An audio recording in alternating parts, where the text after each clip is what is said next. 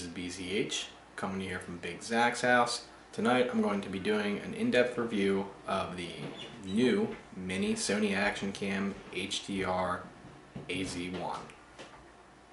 My Handycam is still broken right now, so I'm going to be doing this review with the mini Action Cam as my primary camcorder.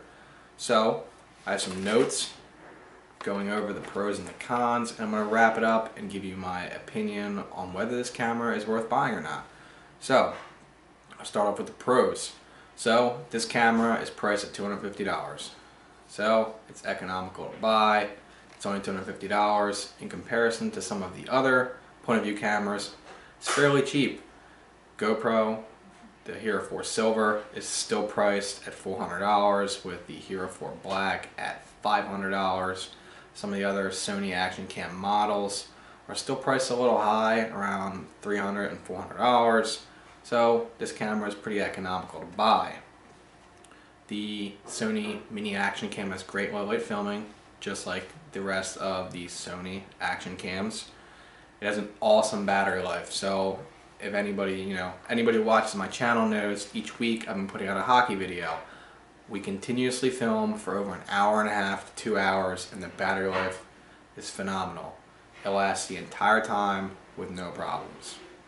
The other things, as you've seen, I've dropped this camera several times.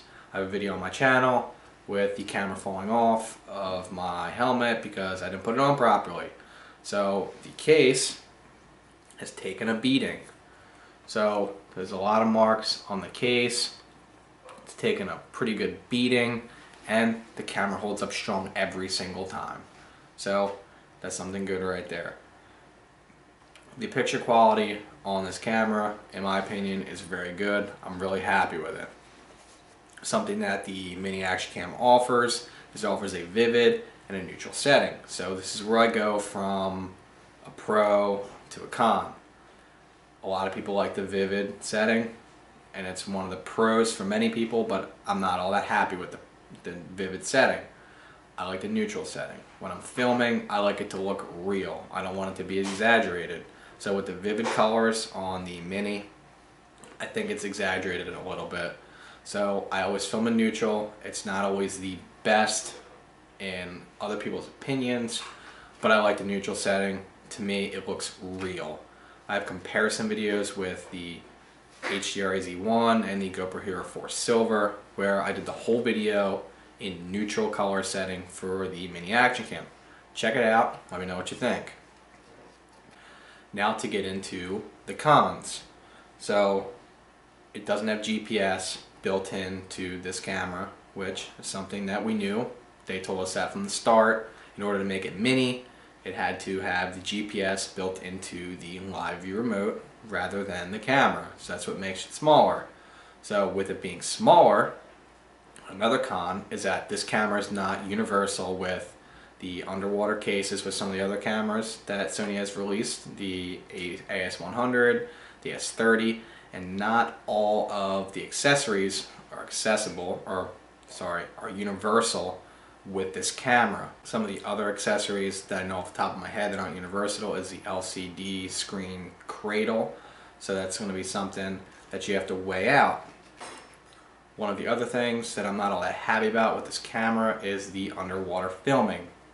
So in order to have superior underwater filming, Sony has done a couple things. They have an underwater setting, which helps out a lot, but the case that they give you right out of the gate does not have a flat case, which is the difference between great underwater filming and shitty underwater filming. In order to get this case, you have to spend an extra $50. I'm not spending $50 on that. Just give it to me right off the bat, make things easier, and your camera will be much better. The Mini Action Cam does not have an external microphone port. So this is something that a lot of people were happy with some of the other models, but in my opinion, I don't really use the external microphone port on the point of view camera because you're never going to really have, in my opinion, unless you're vlogging, when are you going to have playing hockey or doing other action sports, are you going to have a microphone connected through the case? So Sony, as well as, some people say this is a con, I really don't give a shit about it. I don't need to have an external microphone port on this little camera. The biggest con, in my opinion, and many other people have asked me about this, and I also have videos going over this as well, that you cannot change the settings on the mini action cam on the camera. You have to use, as you can see, your Play Memories app on your phone. I'm using it right now, or your live remote, in order to change the settings. So this is something that many people have been upset about, and you know, it's something that when you make the action cam smaller, that they had to give up.